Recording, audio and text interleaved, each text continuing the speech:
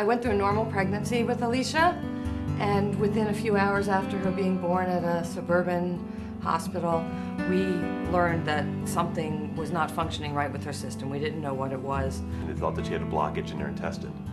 And we heard children, and we thought, well, what better place could there be for her? She was a day and a half old and was brought over by medical transport from Montgomery County, hooked up to what I thought at that point was going to be the most things I ever saw her hooked up to. Alycia spent her first 8 weeks here at Children's Hospital.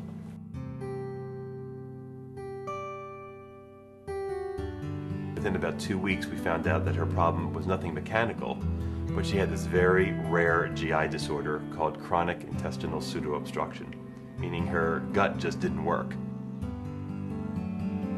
When we walked through the doors, we thought that was going to be our only experience because Alycia was discharged to go home. And I think we were home for exactly 10 days before we walked back through the doors again with a high fever, with what turned out to be the first of many central line infections, which is what, for the first year and a half, 2 years, consistently brought us back. She spent her first birthday here. We woke up on the morning of her first birthday to find this 6-foot banner in her room, decorated with happy faces and smiley faces and pictures of balloons and stickers, and all of the nurses on the 3rd floor unit had signed it and written notes and big letters right in the middle of the whole thing, "Happy birthday, Alycia." Emily, as a great big sister, spent so much time here. I started to know the doctors, and when I would take walks around the hospital, Alicia's doctors would come up and they would be just like, "Hi, Emily." You know, they'd always make sure that Emily was in good shape as a big sister, not just Alycia, who was the patient. You know, one thing is you're in a place where you don't want to be, in a situation that you don't want to be in. And I have to tell you about the custodian. 2 in the morning, I was walking around desolate one night, and he said, "I believe your baby's going to be okay. Chin up."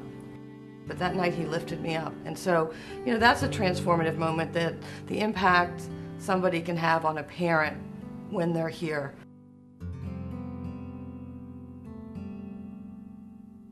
The night in January of 2006, when Alycia became critically ill, my husband and I watched the ambulance leave, but I remember thinking, not tonight. It's not going to end tonight, because she's going back to Children's. She's going back to that place that's always helped her. And that helped me get through the next 25 minutes until we caught up with her here. Alycia ultimately had to come in the middle of the night to Children's to get on a machine you have here called ECMO. And when we were told this is her only hope, and it's probably not going to work, but this is her only shot.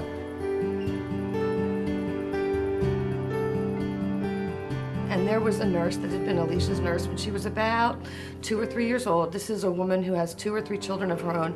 She worked a 7 p.m. to 7 a.m. shift on one of the medical units on 3, and had stopped into the PICU to tell us that she was going downstairs then to give blood for Alycia.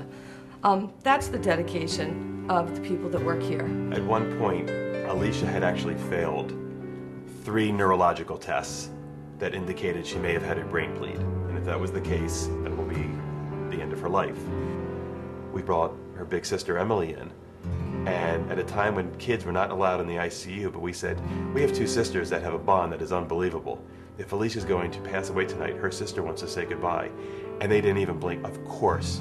And they walked her in and let her say goodbye if that was to be the case. But instead, Emily just gave her a kiss on her forehead and said, "I love you, Alycia. You're going to be okay."